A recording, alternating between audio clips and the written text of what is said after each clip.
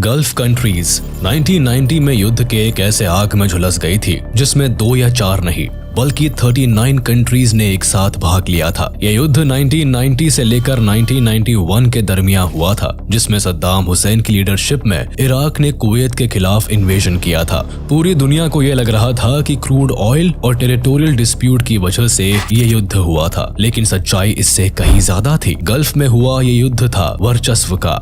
Gulf war 21वीं सदी का पहला युद्ध था जिसमें हाईटेक वेपन्स और मशीन्स का इस्तेमाल किया गया। ऐसा पहली बार हुआ था जब सारे इंटरनेशनल न्यूज चैनल्स एक वॉर को ब्रॉडकास्ट कर रहे थे। 90s में हुए इस युद्ध को जब जनता घर बैठे अपनी टीवी पर देख रही थी तो उन्हें ऐसा लग रहा था मानो वो किसी एडवांस वीडियो गेम को देख रहे हैं। इसीलिए इस युद्ध को वीडियो गेम वॉर भी कहा जाता है। Saddam was a potential Hitler who must be stopped. War with Iraq could begin at any moment. Allied aircraft have been bombing targets in Iraq and Kuwait all day long. The United States has moved under the code name Operation Desert Storm.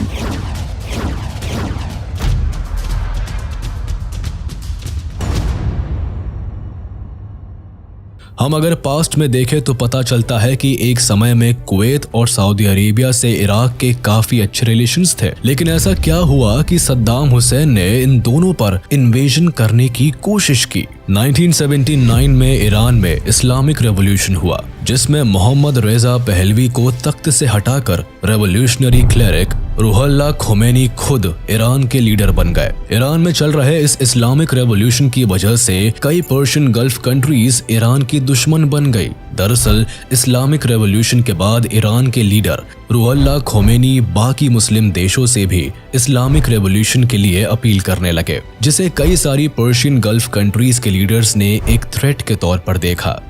Iran में शिया community भारी आबादी में थी और वही Saudi Arabia, Kuwait और Iraq जैसे कई देशों में सुन्नी कम्युनिटी के लोग ज्यादा थे। बट इस रेवोल्यूशन के कारण इन कंट्रीज में कम आबादी वाले शिया कम्युनिटीज पर असर पड़ने का खतरा बढ़ गया था और ऐसा हुआ भी। इराक में शिया के कुछ बड़े लीडर्स थे जो इस रेवोल्यूशन को शुरू करना चाहते थे। ऐसे में अगर इराक की जनता रिवोल्ट कर देती तो सद्दाम हुसैन की गद्दी खतरे में आ जाती और इसीलिए इराकी सरकार ने इन शिया लीडर्स को मरवा दिया, जिस वजह से ईरान और इराक के बीच वॉर की संभावना ज्यादा बढ़ गई। तब कई पर्शियन गल्फ कंट्रीज जिसमें मेनली सऊदी अरेबिया और कुवैत थे, उन्होंने इराक को ईरान पर वॉर डिक्लेयर करने के लिए उकसाया। इसी दौरान इन देशों ने इराक को सिग्निफिकेंटली आर्थिक मदद पहुंचाई। इसके कुछ ही दिन बाद 22 सितंबर 1980 को इराक ने ईरान पर हमला कर दिया और जल्दी ही ये इन्वेजन युद्ध में तब्दील हो गया। ये युद्ध 1988 तक चला जिसमें China, USSR, USA and western countries ने इराक को भरपूर सहयोग दिया। 8 सालों बाद जब ये युद्ध खत्म हुआ तो जीत ना तो ईरान की हुई और ना ही इराक की, लेकिन इसकी वजह से इराक की आर्थिक स्थिति खराब होती चली गई। ईरान इराक युद्ध में इराक को सिर्फ बर्बादी और गरीबी मिली। युद्ध में ईरान की हार ना होने से कुवैत और सऊदी अरब दोनों से ही इराक के रिश्ते खराब होने लगे। इसके बाद ये दोनों ही देश अपने कर्ज में दिए हुए पैसे वापस मांगने लगे। इराक की हालत काफी खराब हो गई थी। इस युद्ध के दौरान इराक ने पड़ोसी देशों से काफी कर्ज ले लिया था, जिसे चुकाना अब इराक के हाथ में नहीं रहा। अभी इराक इन परेशानियों से गुजर ही रहा था, तभी वहां सिविल अनरेस्ट फैलने लगा। देश में बढ़ती बेरोजगारी, आर्मी रूल और शक के आधार पर सिविलियंस को टॉर्चर किया जाने लगा। इसी बीच इराक के गवर्नमेंट ने द ऑब्जर्वर न्यूज़पेपर के एक ब्रिटिश जर्नलिस्ट फरजाद बजोफ्ट पर इजरायली स्पाई होने का आरोप लगाकर उसका मर्डर करवा दिया। इसके बाद इराक ने इजराइल को हड़पे हुए इराकी टेरिटरीज के लिए दबाव बनाने लगा। इन्हीं दिनों सद्दाम हुसैन ने इजराइल को ये धमकी भी दी कि अगर उसने इराकी टेरिटरीज को फ्री नहीं किया तो वो इजराइल पर केमिकल वेपन्स के साथ अटैक करेगा।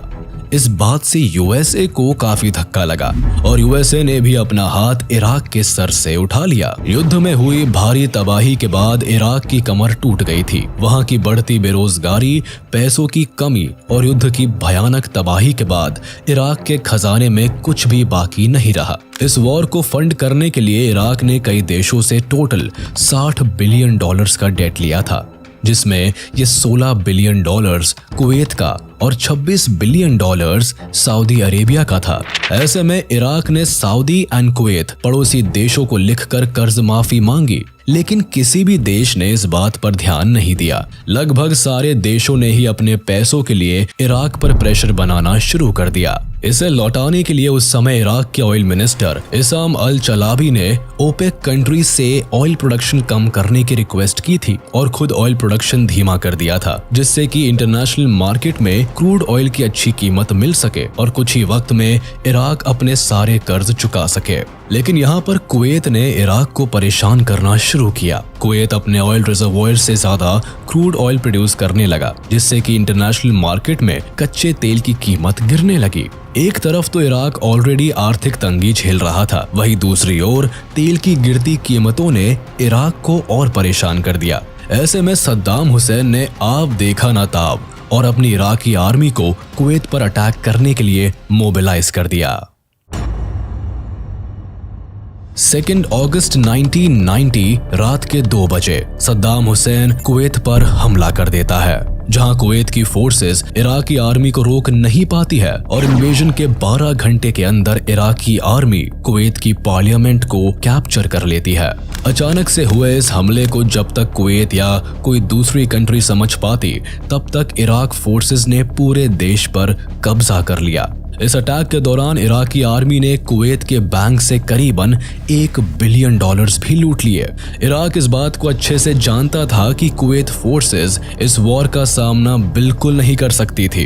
इतना ही नहीं, अचानक से हुए हमले से कुवैत के किंग जबर अल अहमद अल जबर अल शबा वहां से भागकर सऊदी अरेबिया में छुप गए और अपने लोगों को, यहाँ तक कि अपने भाई को भी वहां मरने के लिए छोड़ दिया।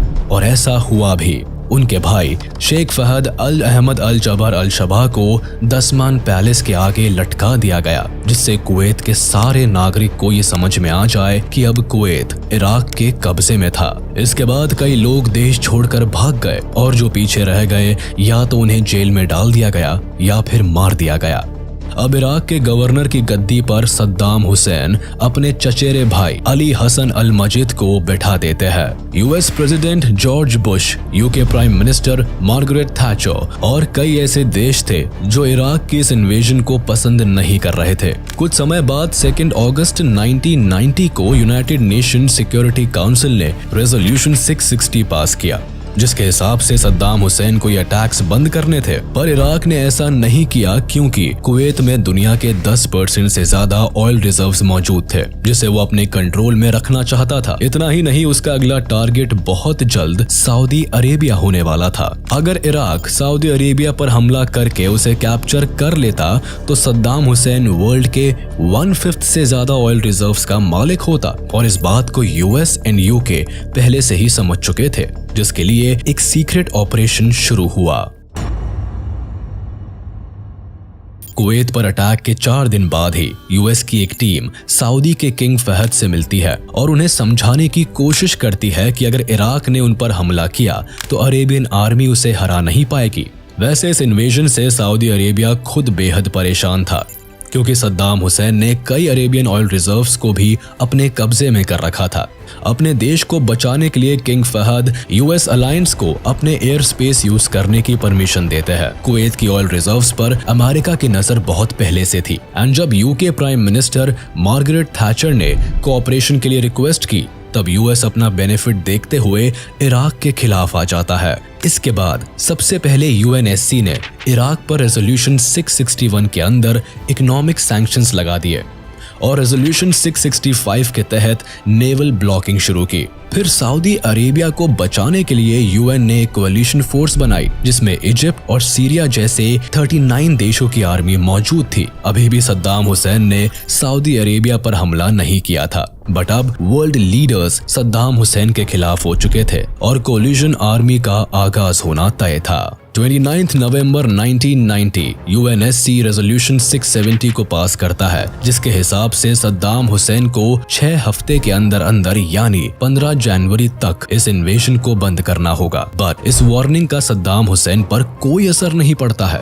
उसे ऐसा लग रहा था कि इराकी आर्मी के आगे कोएलिशन फोर्सेस टिक नहीं पाएंगी और अगर ऐसे में अमेरिकन सोल्जर्स की जान जाती है तो यूएस की जनता वियतनाम वॉर की तरह ही अपनी सरकार के अगेंस्ट में रिवोल्ट कर देगी। वहीं दूसरी ओर कोalition फोर्सेस ये बात अच्छी तरह से जानती थी कि इराक के लिए मास डिस्ट्रक्शन का वेपन यूज करना कोई बड़ी बात नहीं थी, क्योंकि कुछ साल पहले ही इराक ने केमिकल वेपन्स का इस्तेमाल कर्डिश मिलिट्री पर किया था और इसी बात को ध्यान में रखते हुए कोalition फोर्सेस के कई सोल्जर्स को इससे बचने की ट्रेनिंग दी जा रही थी। सद्दाम हुसैन को मिली डेडलाइन के खत्म होने से एक हफ्ते पहले ही सऊदी अरेबिया में 7 लाख से ज्यादा कोalition फोर्सेस के सोल्जर्स जमा हो जाते हैं।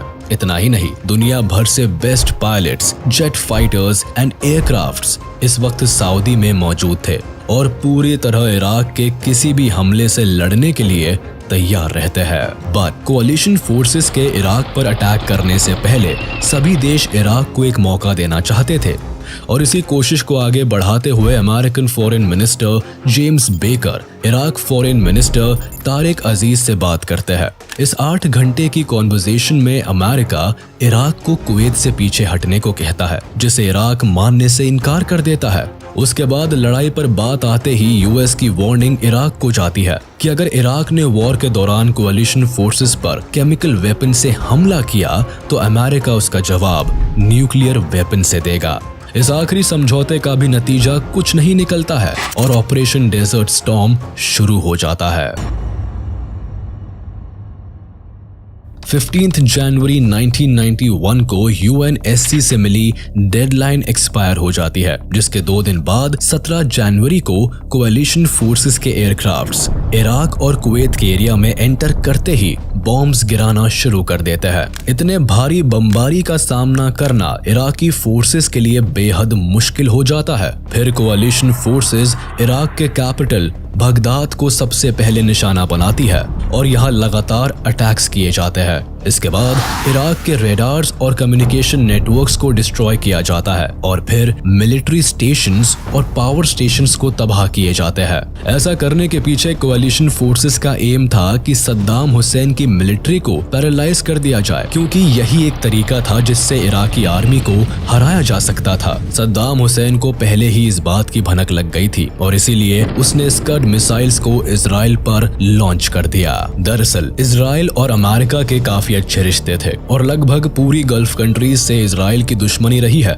ऐसे में अगर इजराइल सद्दाम हुसैन पर वापस अटैक करता तो बाकी के सारे गल्फ कंट्रीज इजराइल के खिलाफ सद्दाम के साइड में आ जाते और 39 देशों की आर्मी अलायंस टूट जाती। ऐसे में अमेरिका ने आगे बढ़कर इजराइल को रिटेलिएट करने से रोका। पूरी दुनिया को ऐसा लगता है कि शायद इजराइल अमेरिका की बात नहीं सुनेगा और रिटेलिएट करेगा, बट ऐसा नहीं होता है और वो अमेरिका की बात मान लेता है। Eventually, the Israeli Prime Minister Yitzhak Shamir decided not to attack due to the strong pressure from Washington. Saddam के स्कड मिसाइल्स को रोकने के लिए अमेरिका इजराइल को ढेर सारे पेट्रियट मिसाइल्स दे देता है, जिससे कि इजराइल के ऊपर आ रहे स्कड मिसाइल्स बेअसर हो जाते हैं। इसके बाद कोalition फोर्सेस ने इराक के कई ट्रूप्स को मार गिराया, जिसके बाद सद्दाम हुसैन ने एक नया प्लान बनाया और बैटल ऑफ खाफजी शुरू हुई, जिसमें इराक सऊदी अरेबिया पर अटैक करने के लिए आगे बढ़ता है। यहाँ पर कोalition फोर्सेस को थोड़ी परेशानियों का सामना करना पड़ता है, क्योंकि इतने हाई टेम्परेचर में लड़ना इनमें से कई ट्रूप्स के लिए काफी मुश्किल था।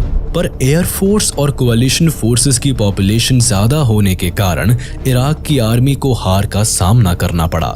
वहीं दूसरी तरफ कोalition फोर्सेस अभी भी लगातार बगदाद पर अटैक्स किए जा रही थी, जिसके कारण सद्दाम हुसैन ने कुवैत के करीबन 600 ऑयल वेल्स में आग लगाकर उन्हें बम से उड़ा दिया। सद्दाम के इस फैसले से दुनिया के इकोलॉजी को बहुत बड़ा नुकसान पहुंचाया। पूरा कुवैत आग से लिपटा हुआ था, जिसके कारण एयर फोर्सेस का हवाई अटैक करना नामुमकिन था। और फिर 24 फरवरी को कोalition फोर्सेस जमीन पर उतरती है एंड इराक की फोर्सेस को कुवैत से बाहर कर देती है। यहाँ पर कोalition फोर्सेस के 2 एम्स थे। पहला, कुवैत को इराक से आजाद कराना और दूसरा, इराक द्वारा छिपकर इजराइल पर अटैक करने वाले फोर्सेस को वीक करना, जिसे 3 दिन में कोalition फोर्सेस ने कर दिखाया।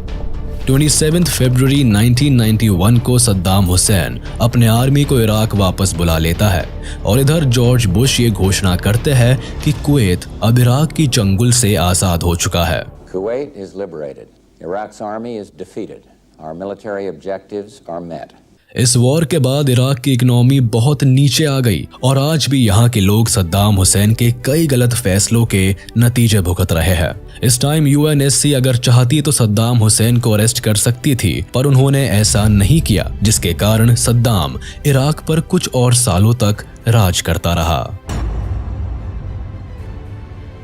इस युद्ध का असर पूरे गल्फ कंट्रीज में तो हुआ ही, लेकिन साथ ही साथ इसका असर भारत पर भी हुआ। कुवैत में हजारों भारतीय लोग रहते थे जो कि ज्यादातर वहां क्रूड ऑयल रिफाइनरी और ऑयल वेल्स में काम करते थे। इस इन्वेजन के दौरान कुवैत में करीब 1,70,000 इंडियंस फंसे हुए थे और उन्हें इस वॉर जोन से निकालना बेहद जरूरी था, जिसके लिए तब भारत ने एयर इंडिया फ्लाइट्स की मदद से ऑपरेशन एयरलिफ्ट लॉन्च किया था, जिसमें 1,70,000 लोगों को सिविल एयरक्राफ्ट से इंडिया लाया गया। यहाँ पर एक इंटरेस्टिंग बात यह थी कि उस समय भारत और इराक के अच्छे रिलेशंस होने के कारण कुवैत में रह रहे इंडियंस को देश से बाहर जाने की परमिशन दे दी गई थी, जिसके बाद करीबन 500 सिविल एयरक्राफ्ट से सबको इंडिया लाया गया। इतने बड़े रेस्क्यू ऑपरेशन के दौरान इंडियन गवर्नमेंट को और भी कई परेशानी आई, जैसे वहां कम्युनिकेशन करना काफी मुश्किल था, जिस वजह से वहां के पूरे हालात समझ में नहीं आ रहे थे। इसी वॉर पर बेस्ड कुछ साल पहले अक्षय कुमार की मूवी एयरलिफ्ट आई थी, जिसे देखकर आप समझ पाएंगे कि ऑपरेशन कितनी मुश्किलों से भरा था, लेकिन फिर भी एयर इंडिया के टॉप पायलट्स की मदद से ये ऑपरेशन सफल हो पाया। जब भी गल्फ वॉर की बात होती है तब आंखों के सामने वो भयानक मंजर आने लगते हैं जब कुवैत में सैकड़ों कच्चे तेल के कुएं धू धू करके जल उठे थे। इससे ना तो सिर्फ फॉसिल फ्यूल्स की बर्बादी हुई, बल्कि पूरे विश्व के एनवायरनमेंट पर बुरा असर पड़ा। लाखों जानें गई, करोड़ों के रिसोर्सेज की बर्बादी हुई और बदले में मिला कुछ भी नहीं। हाँ, इस युद्ध ने आने वाले समय में एक और युद्ध को जरूर जन्म दिया।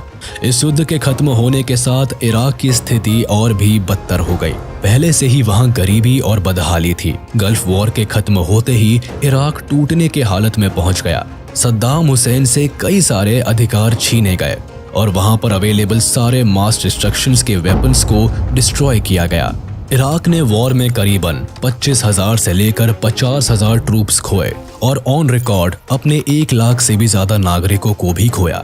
वहीं दूसरी तरफ इस वॉर में कुवैत ने अपने 4,000 ट्रूप्स और हजारों सिविलियंस को खोया और इकोनॉमिकली भी काफी परेशानी झेलनी पड़ी। वहीं सऊदी अरेबिया और इजराइल पर भी इस लड़ाई का असर पड़ा था, जो समय के साथ ठीक हो गया। इस लड़ाई के दौरान जब सद्दाम हुसैन ने इजराइल पर अपने स्कड मिसाइल से हमला किया तो इन दो देशों के कुछ सिविलियंस और ट्रूप्स भी मारे गए और कोएलिशन फोर्सेस के भी 300 ट्रूप्स मारे गए। अगर इस वॉर से हुए एनवायरमेंटल इम्पैक्ट्स की बात करें तो करीबन 3.5 मिलियन टन क्रूड ऑयल पूरे कुवैत के रेगिस्तान पर फैल गया था। वहीं 8 lakh tonne oil Persian Gulf पर फैल गया। इसके अलावा 6 से 8 मिलियन बैरल्स क्रूड ऑयल ने पूरे मरीन एनवायरनमेंट को डैमेज किया। कुवैत में जल रहे ऑयल वेल्स से 1000 किलोमीटर तक के एरिया का टेम्परेचर अचानक से बढ़ गया था, जिसका एक्चुअल इम्पैक्ट कुछ समय बाद टर्की में हुआ, जहां मार्च 1991 में ब्लैक एसिडिक रेन हुई, जिसकी वजह से इस देश के एग्रीकल्चर सेक्टर को काफी नुकसान पहुंचा। कुवैत के 800 से ज्यादा ऑयल वेल्स महीनों तक जलते रहे, जिससे nitrogen oxide, radium, hydrogen carbons और हाइड्रोजन सल्फाइड गैस काफी भारी मात्रा में प्रोड्यूस हुए। इस वजह से सिर्फ कुवैत ही नहीं बल्कि आसपास के कई कंट्रीज में लोगों के हेल्थ पर बेहद खराब असर पड़ा। इराक के साइड से वॉर में यूज किए गए केमिकल वेपन्स ने लोगों में भूलने की बीमारी, बोन्स में विटामिन डी की कमी और डिप्रेशन जैसी बीमारी को कॉमन कर दिया।